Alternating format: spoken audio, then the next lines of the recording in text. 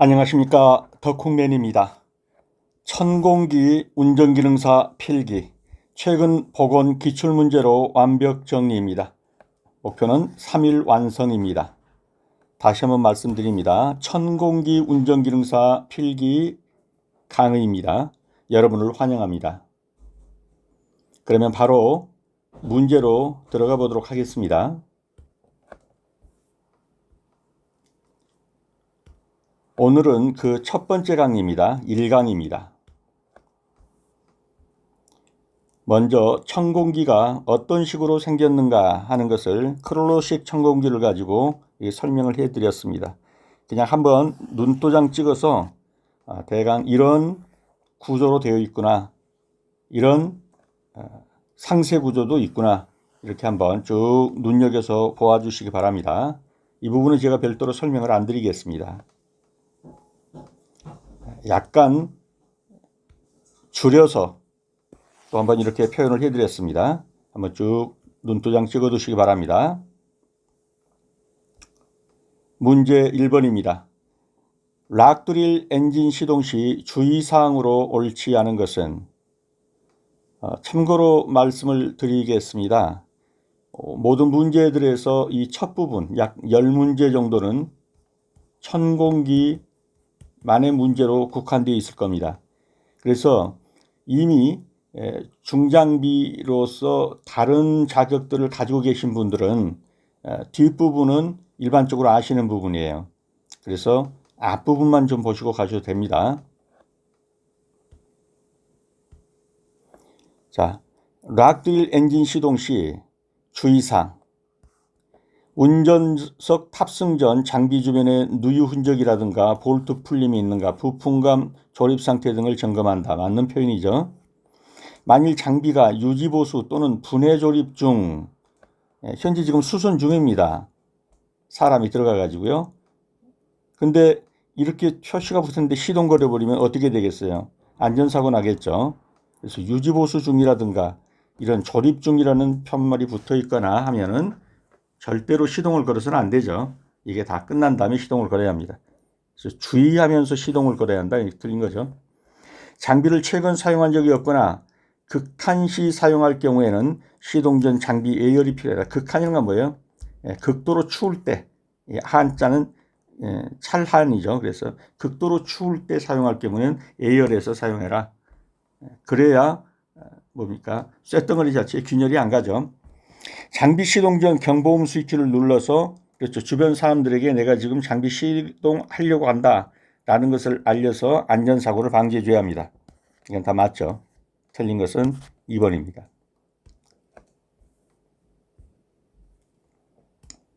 그래서 만일 장비가 유지보수 또는 분해 조립이라는 표시가 붙어 있으면 절대로 시동을 걸어서는 안 됩니다.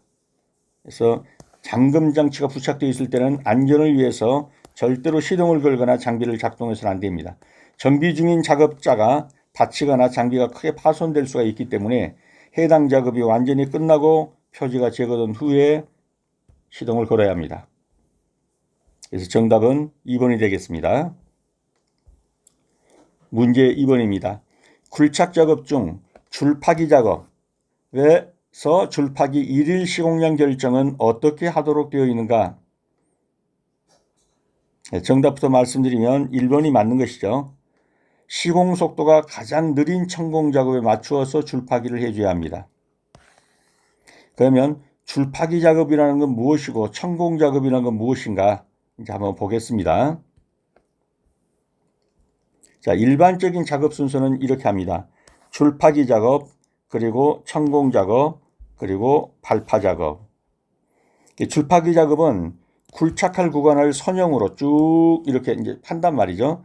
하면 여기에 안반이 있구나, 여기에 안반이 있구나, 여기에 안반이 있구나. 이렇게 안반, 즉 지중 상태나 지작물 등을 확인하는 거. 요것이 줄파기 작업이에요. 그 다음에 천공 작업은 여기 이제 안반이 있는 요 바위둥에다가 드릴로 구멍을 뚫어 가지고 여기다 뭘 합니까? 폭약을 설치하죠. 그래가지고 폭약으로 요 안반을 깨뜨린단 말이에요. 이렇게. 그런데 이렇게 천공 작업을 하는 것, 바위에 구멍을 뚫는 것하고 줄파기 작업은 어떻게 하냐? 천공 작업이 느리게 가는데 줄파기 작업만 미리 많이 해놓으면 어떻게 돼요? 다 파놓은 게 흙이 무너져 내리거나 또는 안전사고 나거나 파놓은 이런 구덩이에 걸려서 그렇게 하지 말고 요 순서가 따라오는 거. 천공 작업이 따라오는 것인데 가장 느린 속도에 맞춰서 어떻게 한다? 줄파기 작업을 해라. 그러면 이 천공이 가는 바로 앞쪽에서 줄파기 작업이 이루어지겠죠. 그래서 흙도 무너지지 않고 안전사고도 방지하고 이런 말입니다. 그래서 이 부분 한번 읽어보시고요.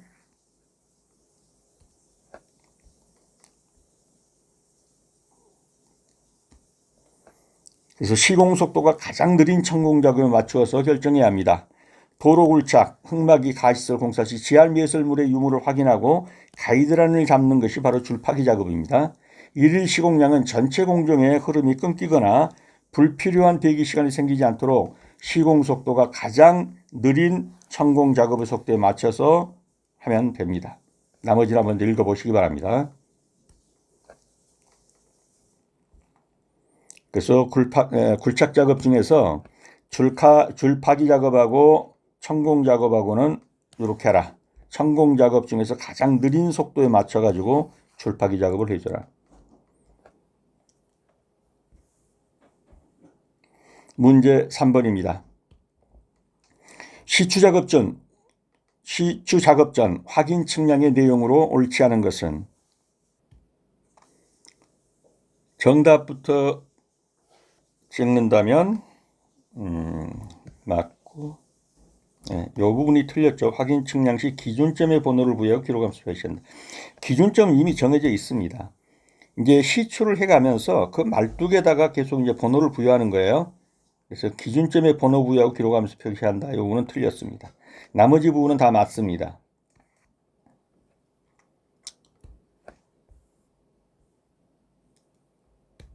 자, 확인 측량은 실제 시추공을 뚫기 전에 설계도서에 따라서 시추 위치가 현장의 실제 위치와 일치하는지를 확인하는 단계가 확인 측량입니다.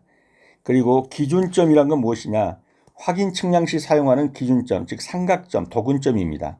이건 이미 국가기관이나 본 측량을 통해서 고유의 번호와 좌표가 다 부여되어 있는 고정점입니다. 내가 별도로 거기에 기준점 번호를 부여할 필요가 없습니다. 이미 다 돼 있어요.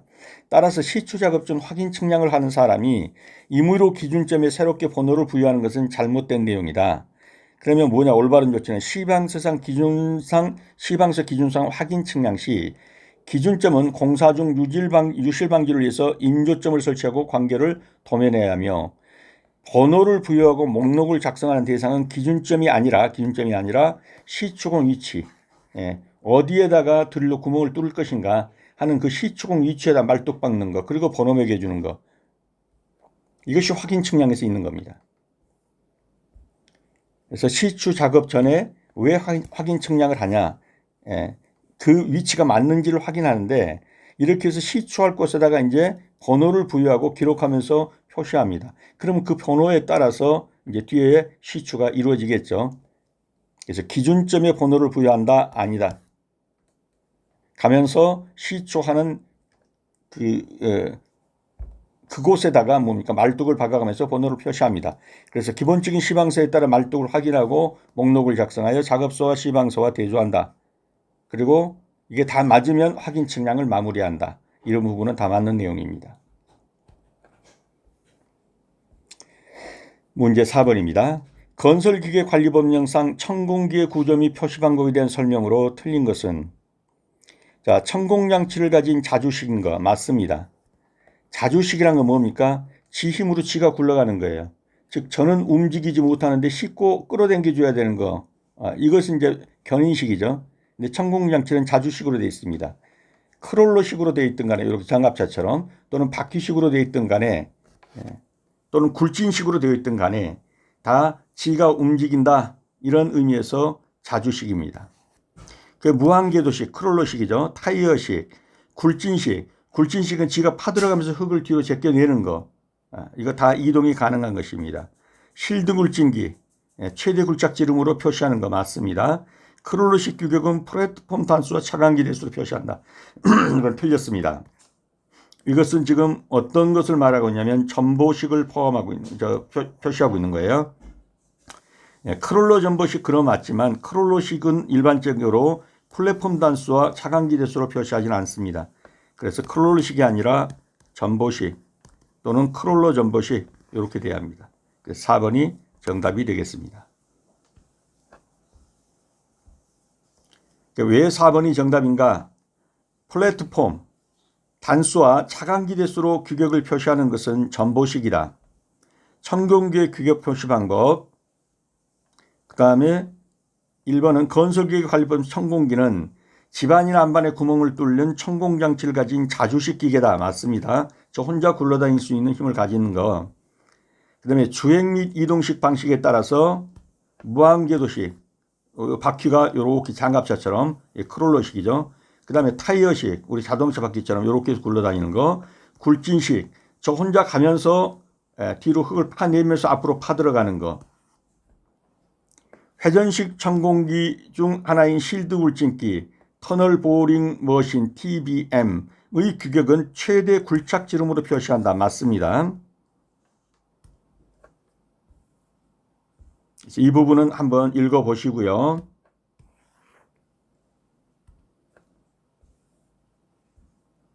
굴진식 어떤 것인가 이 부분도 한번 읽어보시면 다 알 수 있습니다. 자, 이제 그림으로 한번 보겠습니다. 실드 굴진식, 터널 보링 머신 TBM 이렇게 해서 지가 파 들어가면서 흙을 뒤로 제껴내는 이런 식이 굴진식이 됩니다. 굴진이란 건 뭐냐면 파 들어간다 이런 말이에요. 흙을 뒤로 제끼면서 지가 파 들어가는 이러한 것이 실드 굴진 터널 보링 머신이 되겠습니다. 그 다음에 전보식이란 것은 어떤 것인가? 요 크롤러로 되어 있는데 전보식은 어떤 것이냐면 요 플랫폼, 요게 1단, 2단, 3단 이렇게 올라가면서 이 플랫폼이 이렇게 차간부가 몇 개씩이 붙은 거란 말이에요. 여러 개가. 전보라는 말은 뭐예요? 대량 큰 거 이런 말이죠. 그래서 이렇게 차간기가 몇 개씩 붙으면서 이 플랫폼이 이 차간기에 따라서 1단, 2단, 3단으로 해서 높이고 낮추면서 작업할 수 있는 거. 이런 걸 가리켜서 전보식이라고 하는 거예요.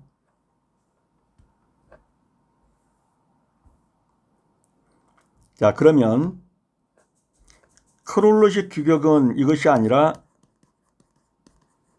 전보식 규격은 플랫폼 단수, 아까 봤죠? 사람이 타고 일하는 플랫폼, 그걸 플랫폼이라고 그래요. 1단, 2단, 3단. 요 플랫폼 대수와 요 차간기가 몇 대가 붙어 있냐, 파 들어가는 차간기가 이 대수로 규격을 표시하는 거, 그것은 크롤러식이라고 말하지 않고 전보식이라고 말한다. 나머지는 다 맞는 내용이죠. 넘어가겠습니다. 문제 5번입니다. 충격식 천공기에 대한 설명으로 틀린 것은? 자, 충격식이라는 게 뭐냐면은 회전식, 즉 이렇게 회전하면서 파 들어간 게 아니라 그냥 위에서 때려서 들어가는 거, 해머식으로. 요거를 충격식이라고 해요. 충격 줘가지고. 그래서 충격식은 구조가 간단하고 조작 및 취급이 비교적 쉽다. 그렇죠? 파일을 바로 위에서 때려가지고 충격을 줘서 들어가게 하는 것이니까요. 충격식은 회전식에 비하여 굴착 속도가 빠르다. 회전하면서 파 들어간 것보다 바로 때리면서 쿵쿵 들어가니까 속도는 빠릅니다. 맞습니다. 여기도 맞고요. 충격식 중 DTH, Down the Hole Hammer Drilling. 이 DTH는 유압을 추진력으로 한다. 이 부분이 틀렸습니다. 공압입니다. 공압. 공기압으로.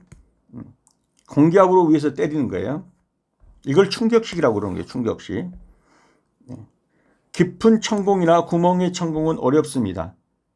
그렇죠. 깊은 곳은 이렇게 해가지고 다니지 않죠. 드릴로 뚫는다든가 구멍을 낸다든가 이랬는데 이것이 구멍을 내는 것이나 깊은 천공에는 맞지 않아요. 조금 단순한 작업, 이것에 충격식이 사용됩니다.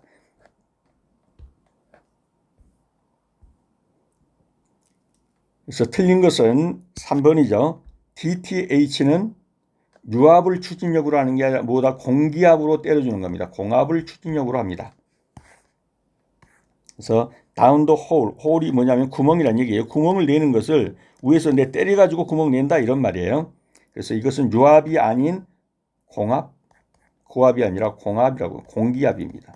예, 고쳐주시고요. 공압의 압축 공기, 공압, 물 추진력으로 합니다.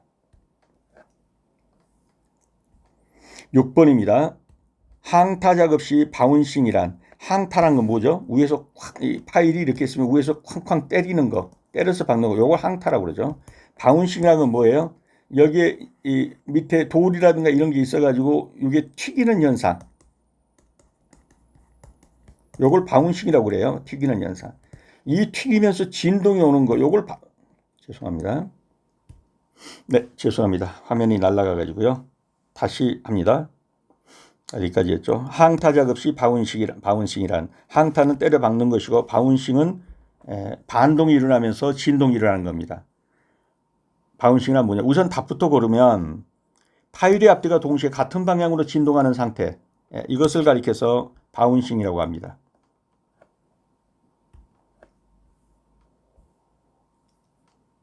그래서 바운싱은 파일의 앞뒤가 동시에 같은 방향으로 진동해서 파일 전체가 단단한 채로 쿵쿵거리며 뛰는 현상, 이걸 바운싱이라고 하고, 스프링잉은 뭐냐?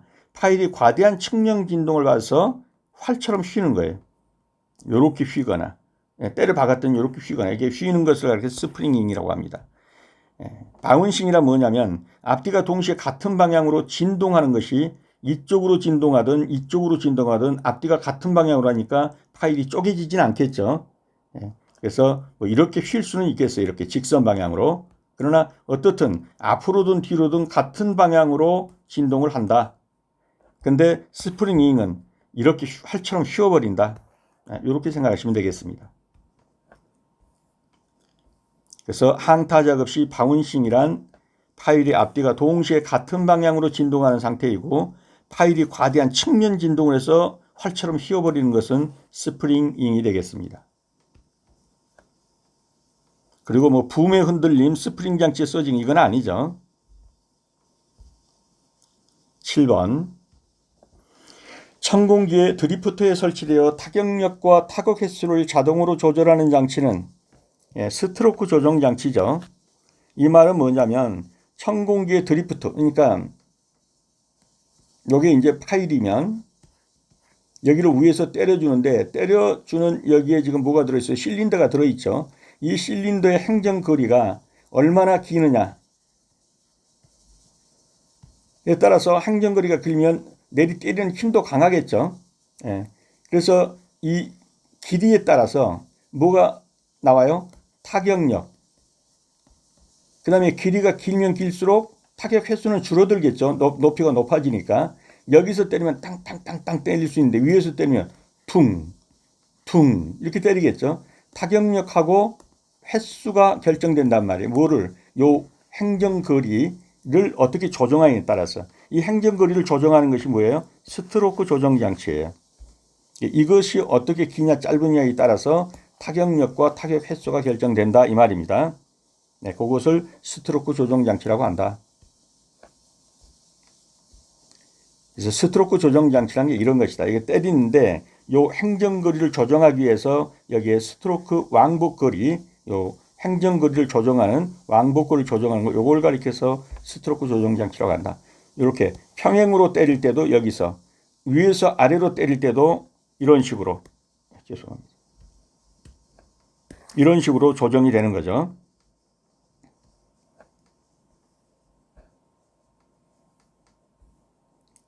그래서 천공기에 드리프트에 설치돼서 타격력하고 타격 횟수를 자동으로 조절하는 장치는 스트로크 조정 장치이다.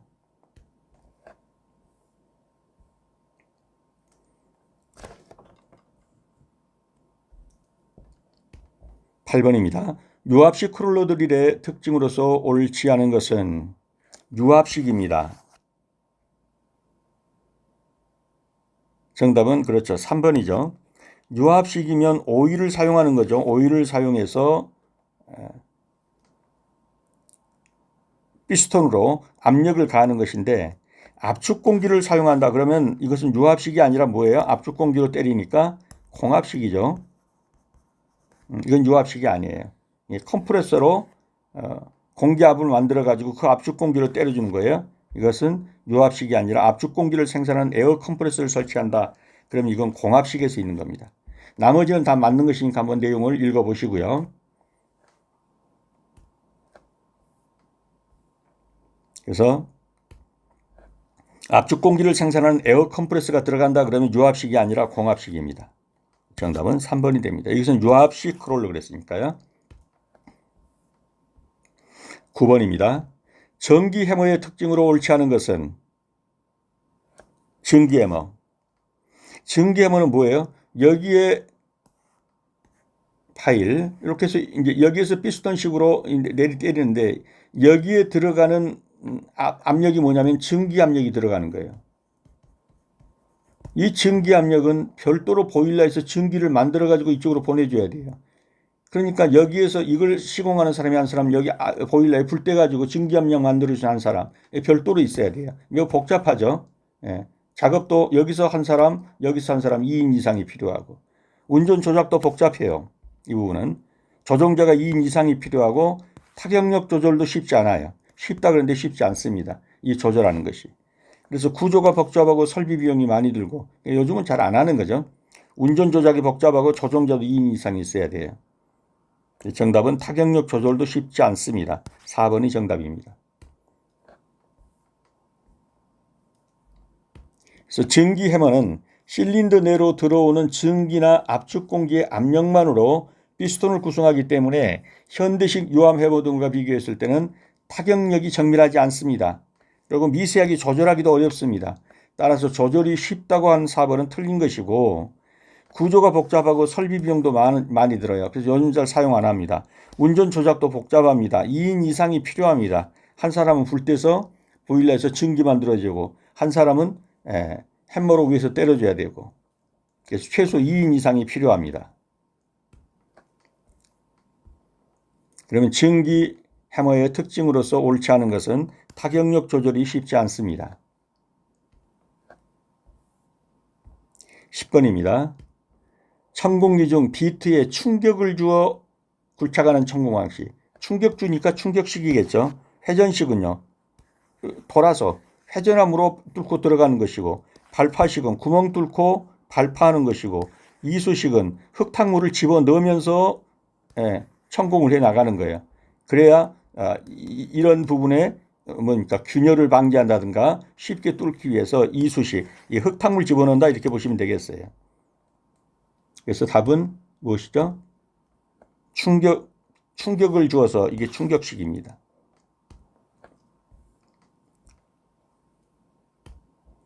드릴비트에 직접적인 충격, 타격을 가해서 안반을 깨뜨리며 구멍을 뚫는 방식을 충격식 천공 방식이라고 합니다. 회전식은 비트에 강한 압력을 가하면서 회전시켜서 돌아가는 힘으로 깎아내는 거죠. 발파식은 구멍을 뚫고 화약을 넣고 발파시키는 거. 이수식은 흙탕물 집어넣으면서 흙물을 집어넣어 이수를 시키면서 파내를 가는 특수공법.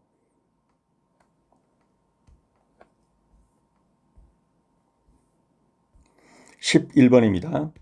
사행정기관에서 1사이클을 완료할 때 크랭크 축의 회전수는 사행정기관은 뭡니까? 내연기관에서 흡입, 압축, 폭발. 지금 폭발을 이제 동력 이렇게도 말하죠. 여기 동력을 얻으니까 배기. 이 과정을 거쳐서 1사이클이 완료된단 말이에요. 이 1사이클이 완료될 때 크랭크 축은 몇 번 도느냐 하는 거예요. 2번 돌죠. 흡입 압축에서 1번 돌고 폭발 배기에서 1번 돌아요. 여기서 흡입하고 압축하면서 푹 한번 돌고 폭발 배기에서 또 한번 푹 돌고 그래서 2회전을 돌게 되는 거예요. 이 사행정 기간 동안에 2회전을 돈다. 네, 이 부분 한번 읽어보시고요. 12번입니다. 디젤 엔진에 사용되는 연료의 구비 조건으로 옳은 것은 디젤 엔진은 어떻습니까? 디젤 엔진은 별도의 착화 기관이 없죠. 고압으로 착화를 하면 그 자체 내에서 생기는 불꽃이 있어요. 이것에 의해서 자체 착화가 돼요. 그렇기 때문에 디젤 엔진은 이 착화성이 좋아야 돼요. 경유가. 가솔린 엔진은 별도로 전기 점화를 시켜주는데 디젤 엔진은 별도의 점화를 안 시켜준단 말이에요. 압축 공기의 압력에 의해서 생기는 그 불꽃, 그 열로 인해서 자가 폭발을 하는 거예요. 그래서 착화성이 좋아야 돼요. 맞는 표현이죠. 세팅 값이 낮을 거. 착화성이 좋으려면 세팅 값이 높아야 돼요. 세팅 값이라는 건 뭐냐? 착화성이 좋은 정도를 나타내는 거예요. 높아야 잘 붙죠. 그래서 틀렸어요. 엔티노크성이 클 거.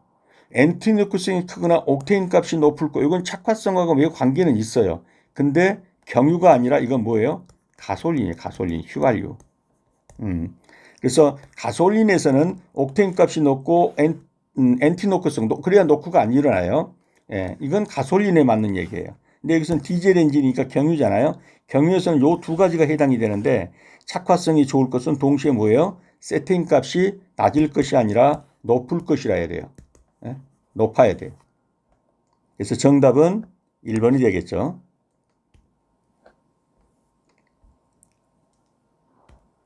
그래서 디젤 엔진은 휘발유 엔진과 달리 불꽃을 튀겨주지 않습니다. 실린더 내의 공기를 고온고압으로 압축한 뒤 연료를 분사하여 스스로 불이 붙게 하는 자기 착화 형식이에요.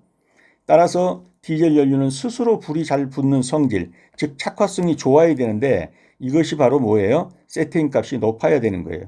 근데 세팅 값은 디젤 연료의 착화성을 나타내는 수치예요. 근데 이게 낮으면 불이 잘 안 붙겠죠. 그래서 세팅 값이 높아야 된다. 그리고 엔티노크성과 옥테인 값은 어디에? 이것은 가솔린 엔진에 필요한 것이다. 그래서 디젤 엔진이 아니에요. 그래서 디젤 엔진에 사용되는 연료의 구비 조건, 착화성이 좋을 것. 13번입니다. 전기 관련 단위를 잘못 짝지은 것은 암페아, 전류, 맞죠? 볼트, 주파수, 틀렸죠? 볼트는 뭐예요? 전압이에요. 주파수는 뭐예요? 헤르츠로 표시해요. 헤르츠. 그래서 2번은 틀렸고요. 와트, 전력 맞고요. 옴, 저항 맞습니다. 틀린 것은 2번이 되겠습니다.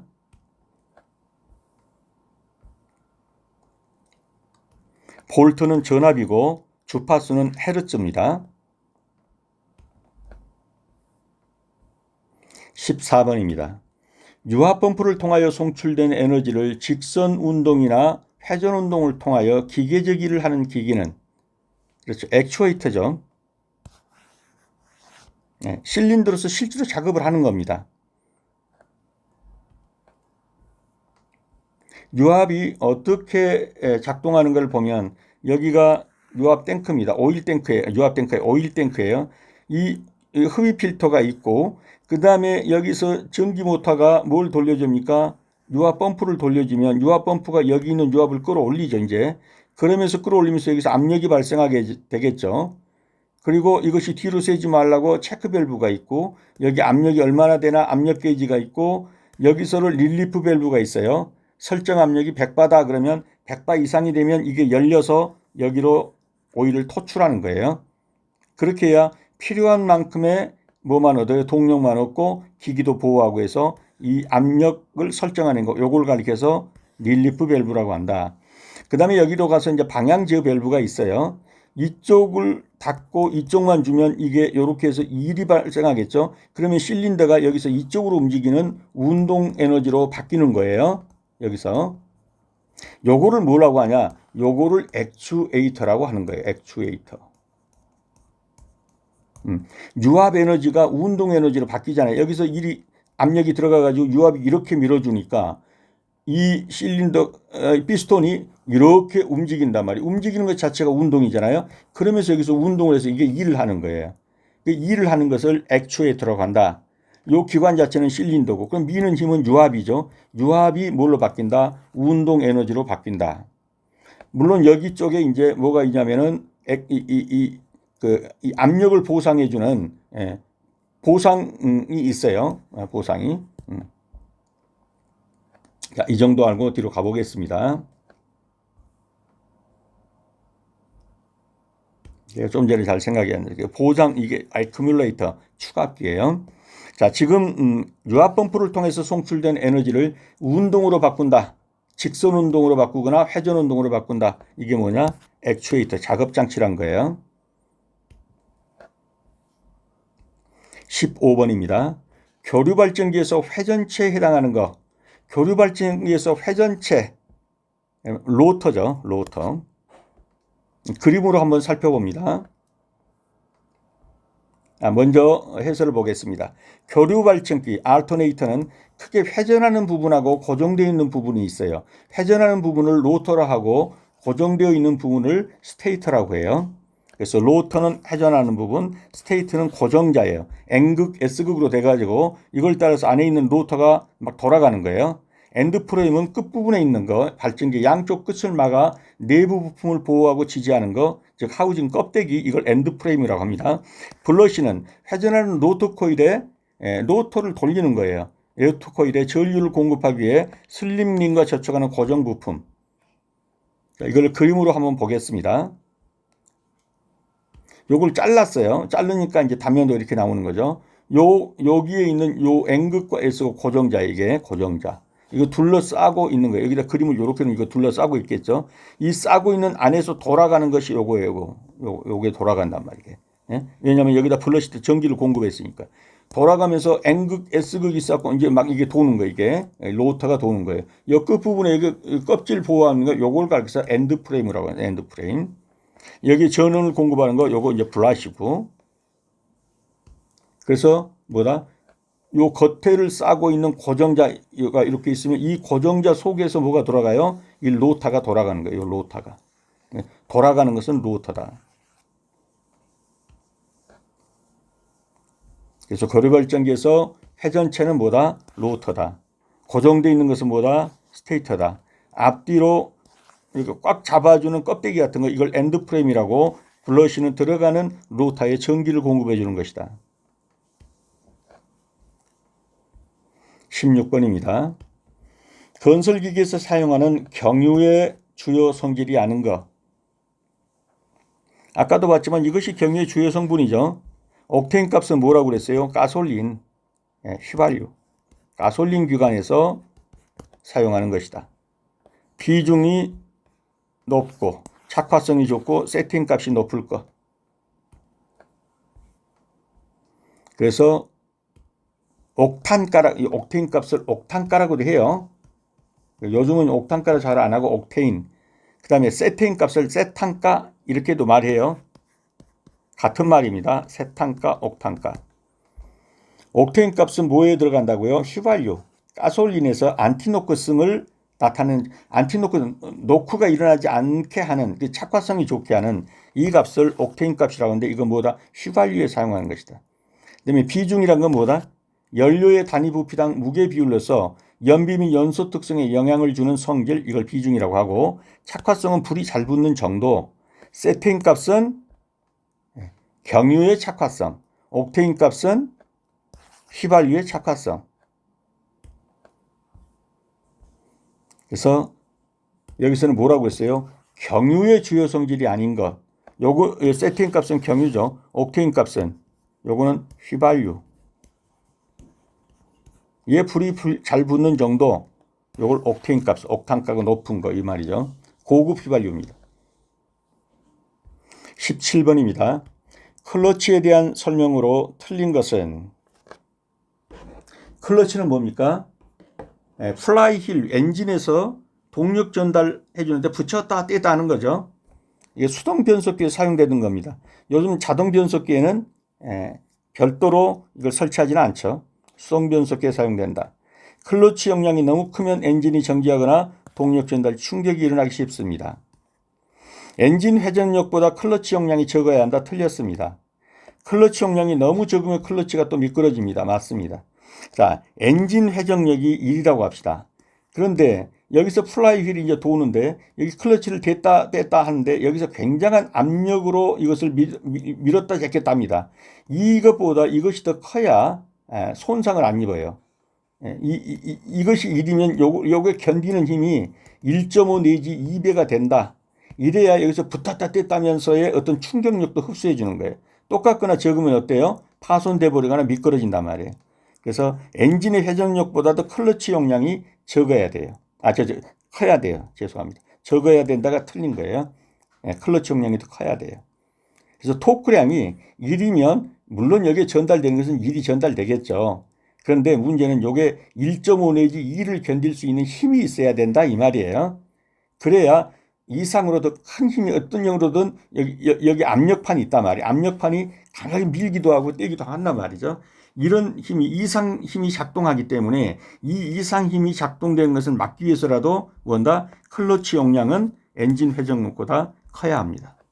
적어야 한다 그렇게 틀린 거죠. 자, 클러치 용량이란 클러치가 미끄러지지 않고 확실하게 전달할 수 있는 회전력 토크를 말합니다. 클러치가 미끄러지지 않고 동력을 안정적으로 전달하기 위해서는 클러치 용량이 엔진의 최대 회전력 토크보다 커야 한다. 일반적으로 1.5 내지 2.5배 크기로 설계됩니다.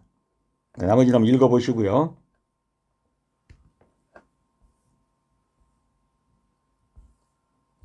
18번입니다. 유압 회로내 압력이 비정상적으로 올라갑니다. 아까 우리가 그림에서 봤죠. 비정상적으로 올라가면 100바를 설치해 놨더니 계속 올라간다. 그러면 뭐 해야 돼요? 릴리프 밸브에서 열리면서 이 오일 탱크로 보내서 압력 조절을 해줘야 돼요. 근데 이걸 못하면은 계속 올라가겠죠. 즉 유압 조정 밸브가 고착되면 달라붙어 버려 있으면 압력 조절을 못합니다. 릴리프 밸브의 고장이다 이 말이죠. 유압 조정 밸브가 고착되면 압력이 비정상적으로 계속 올라갑니다. 그런데 오일 파이프가 파손됐으면 오일이 계속 줄줄 새기 때문에 압력이 안 올라가겠죠. 아예 오일 점도가 묽어도 어디론가 오일이 새기 때문에 압력이 제대로 안 올라갑니다. 오일 압력 게이지가 고장났다. 그러면 압력을 볼 수 없을 뿐이지 비정상적으로 올라가는 건 아니죠. 근데 유압 조정 밸브가 고착이 되면 달라붙으면 압력이 비정상적으로 올라가게 됩니다.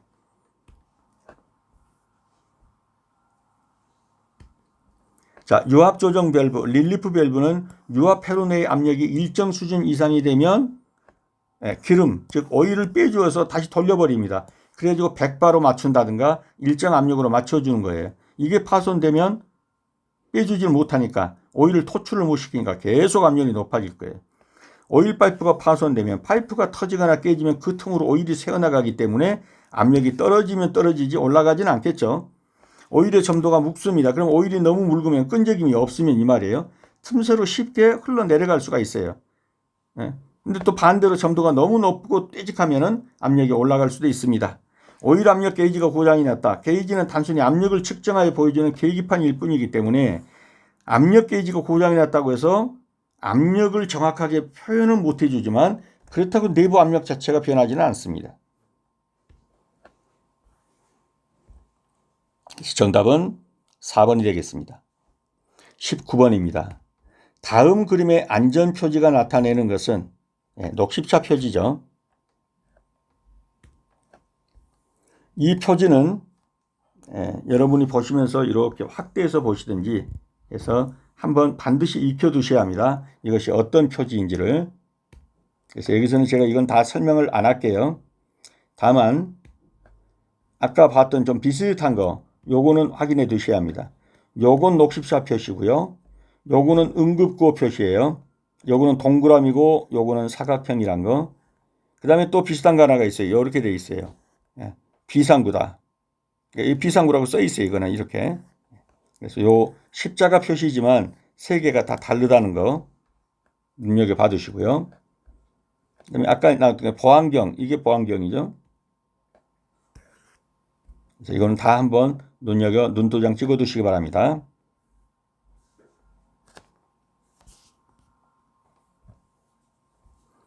(20번입니다) 소화 방법에 대한 설명으로서 틀린 것은 산소의 공급을 차단한다. 맞죠? 유리화젓이 표면에 물을 번다. 물을 부으면 기름은 위로 뜨면서 더 확산돼 버리죠. 유리화젓에 물 부으면 큰일 납니다. 가열물질의 공급을 차단한다. 맞습니다. 점화원 발화점 이하의 온도로 낮춘다. 냉각수하죠. 맞습니다. 틀린 것은 2번이 되겠습니다.